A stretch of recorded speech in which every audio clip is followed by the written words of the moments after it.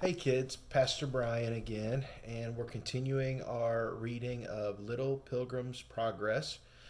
I hope you're enjoying it. I know I am. We're getting into some really exciting things. If you remember last time, we were at the interpreter's house, and he had just shown little Christian a picture that really showed us the love of Christ and how much he loves us as his little lambs and him being the good shepherd. So we pick back up in chapter 10. Chapter 10, Passion and Patience and the Brave Soldier. Little Christian felt quite sorry to turn away from the little picture of the Good Shepherd. I shall never forget it, he thought. The shepherd's face is even more beautiful than my darling mother's. The interpreter took him upstairs to a pleasant room which looked like a nursery. Two little boys were sitting there, each in his own chair. One of them appeared to be quiet and happy, but the other was crying and seemed very cross and discontented. These two little boys are staying here for a time, said the interpreter. The one who is crying is called Passion, and his brother's name is Patience. Why is Passion crying? Asked Christian. He is a foolish boy, replied the interpreter. There are some beautiful gifts coming from the king, and the children are each to have their share. Patience is willing to wait for them, but Passion is vexed because he cannot enjoy them all at once. He wished to have his pleasure now, and instead of at the proper time. Just as the door opened, the man came in carrying a quantity of books and toys and pretty things, which he spread upon the table before Passion. The boy was delighted, and wiping away his tears, began to look at his treasures. Among them were some bags filled with bright gold coins, and when Passion saw these, he held them up in his hand and laughed at Patience, who had nothing with which to amuse himself. Passion is very happy now, said the interpreter, but in a short time all his coins will be spent. All his pretty things will be torn and broken and spoiled. And when the king's gifts come, he will have no share in them. Then he will wish he had waited as Patience is waiting. Are the king's gifts better than these? Asked Christian. Far better. They are treasures that cannot be spoiled, and Patience is very wise to wait for them. Passion is laughing now, said Christian, but I think Patience will have the best of it. I am sure he will, said the interpreter. He must remember that everything I show you is meant to teach you something, and you may learn from this that it is not wise to wish too eagerly for pleasant things until the king sends them. He knows exactly what is good for each of us, and he will always give us what will make us really happy. If we behave like Passion and try to be happy on our own way, we will surely be disappointed. The interpreter now took Christian out of the house and through his garden to a place from which they could see a beautiful palace not very far off. The roof of the palace was flat, and upon it a number of people were walking about, dressed in garments that shone brightly like gold. Is that one of the king's palaces? Asked little Christian. Yes, it is, but it is not easy for anyone to enter it. Outside the palace, Christian saw a great crowd of men who looked as if they wished to go in but were afraid to do so. When they saw that some other men in armor were standing around the doorway, they had fierce, cruel faces, and the men who were outside dared not try to pass by them. A little way from the door, a man was sitting at a table with a book before him, in which he wrote the name of anyone who tried to get into the palace. Little Christian felt very much interested in all of this, and he hoped that one of the men would be brave enough to go into the palace while he was there. Why does not the king drive away the wicked soldiers? He said. He could drive them away, and then all those people could go into the place. He could do it quite easily, replied the interpreter, but he wishes to see how many of his people really care about entering the palace. Those who love the king with all their heart are not afraid of the soldiers. We can wait for a little while, and you will see someone go in. So he sat down upon the grass, and little Christian watched the people. Presently a man came out from the crowd and went towards the table of the doorway. His name was written in the book, and when he put on his helmet, drew his sword, and rushed in among the soldiers, he fought them for a long time, and Christian thought he would be killed. But although he received many wounds, he got into the palace at last, and then all the people upon the roof began to sing, come in, eternal glory, thou shalt win." Christian smiled. "Does this mean that we are not to be frightened because the king will help us and take us safely into his city?" "Yes," said the interpreter. "I thought you would understand it for yourself. Now you have seen enough for one day. You will find a little. We must find a little bed for you, and tomorrow you shall go on your journey." Chapter 11. Little Christian comes to the cross. Little Christian slept very comfortably that night, and quite early in the morning he said goodbye to his kind friend. Beyond the interpreter's house, the way of the king was easy to find, for a high wall had been built on each side of the road. Little Christian thought this would make his journey less difficult, but the interpreter told him that the wall did not go all the way to the celestial city. When you have passed it, you must still keep on the straight path. As long as you do that, you will be safe. Christian had almost forgotten his burden while he was with the interpreter. But as he walked along, the day began to grow hot. He felt its weight again and wished he could get rid of it. Goodwill said I should lose it at the cross, he thought. I wonder if that is very far away. Presently he came upon a place where there was a little hill by the side of the road. And upon the hill he saw the very thing for which he was longing. There stood the cross. And the moment little Christian began to climb the path that led to it, he felt the bands that fastened his burden were breaking. Then it fell from his shoulders and rolled to the bottom of the hill. And then he turned to see what had become of it. He found it was quite gone. At first he was surprised that he could scarcely believe he had really lost the burden that had been such a trouble to him.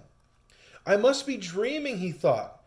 But although he stood still for a few minutes and rubbed his eyes, the burden did not come back. The birds went on singing, and the sun shone brightly upon the cross, and he knew that he must be awake and that the king had really taken the weight from his shoulders forever. Now I can walk as quickly as I'd like, he said, and he stayed looking at the cross, his heart full of joy and thankfulness. I told you before that the king's own son had once come to visit the country in which little Christian lived, but although he was kind and good to everyone, many people hated him. And at last they seized him and put him to death in a very cruel manner by nailing him to a cross of wood. And this cross was now placed by the wayside so that the pilgrims to the celestial city might see it and remember what had been done for their sakes. Little Christian had read all about this in his book. And as he stood near the cross, he thought how very good the king's son must be. And he did not wonder any more why Evangelist and the other strangers loved him so dearly and were never tired of talking about him. Perhaps when they were pilgrims and they carried burdens like mine, he said to himself, and then when they came to the cross, they lost them just as I had done. But I wish the people had not been so cruel to the king's son. And as he looked up at the cross, tears came to his eyes. Just then he heard a little voice behind him saying, "Peace be to thee." Little Christian turned around quickly and saw 3 persons standing close to him. They wore shining white robes, and then Christian looked at them with his eyes, his eyes felt dazzled, and as if he had been gazing at the sun.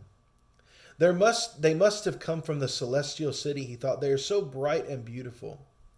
"You have often displeased the king," said one of them, "but I have come to tell you that he has quite forgiven you, and the naughty things you have done will be remembered no more." Then the second took him by the hand and said, "This little suit that you are wearing is torn and soiled.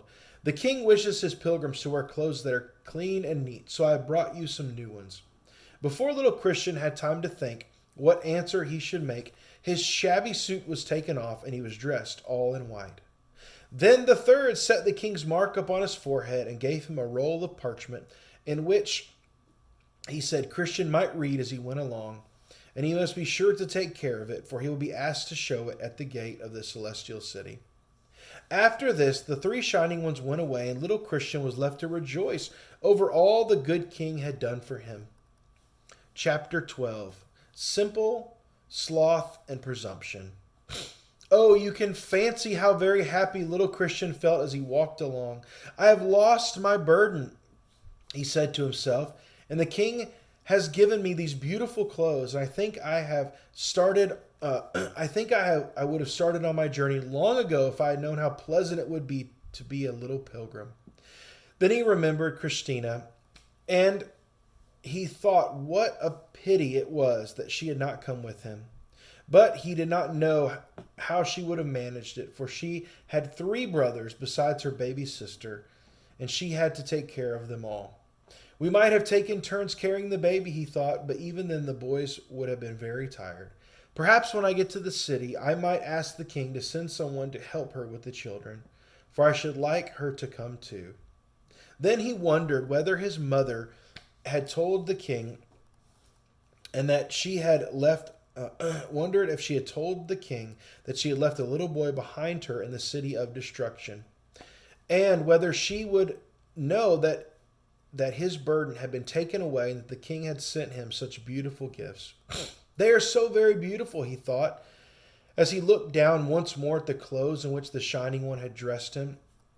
They are as white as snow, and they are not the least bit hot or heavy as my old ones were. He was walking on with his mind full of these things. Then he saw just before him 3 boys lying in the grass by the side of the road. He stopped to look at them as he passed, and then he found that they were fast asleep and their feet were bound together with bands of iron. The day was very hot, and these boys had foolishly turned out of the path and lain down to rest for a little while. The servants of the wicked prince were always on the watch for careless pilgrims, and as soon as the lads were asleep, they had hastened to bind their feet, so that unless the king himself sent someone to help them, they would never be able to take another step toward the celestial city. Little Christian felt it would be unkind to leave them lying there, so he went up to them and called to them. "You'd better get up," he said. "This is not a safe place to sleep in. Don't you know that someone has bound your feet together?" Then one of them, whose name was Simple, answered without even opening his eyes, "What does it matter? I don't see anything to hurt. Do let us have a minute's peace." But Christian said, "I am sure you are in great danger. Make haste and let me help you to undo these irons."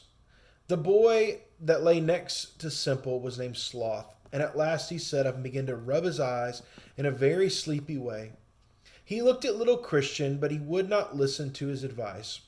"What is the use of disturbing us?" he said. "Just go on. I shall be coming soon when I have a good rest." And the third boy, who was called Presumption, said, "Surely we can do as we like. If we choose to sleep in a dangerous place, it is our business, not yours. So go on your journey and don't meddle with other people." Then they both lay down again by the side of Simple, and in a few minutes Christian saw they were all sleeping as soundly as before. It was of no use for him to waste his time over such idle, foolish boys, so he obliged to turn away, feeling very sorry that they would not listen to him or believe him that they were in the power of the wicked prince. What great chapters we had today. As little Christian went to the cross, did you notice how his burden fell off his back? Remember, the burden symbolizes sin.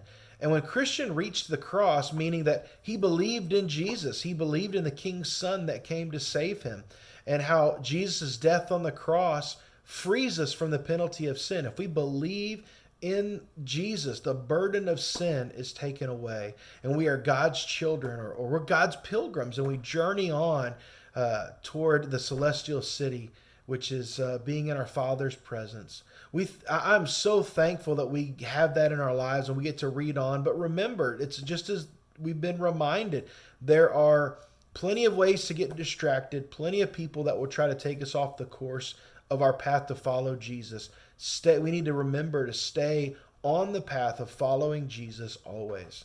Thanks for listening. I hope you'll tune in next time as we get back into Little Pilgrims Progress. Have a great day.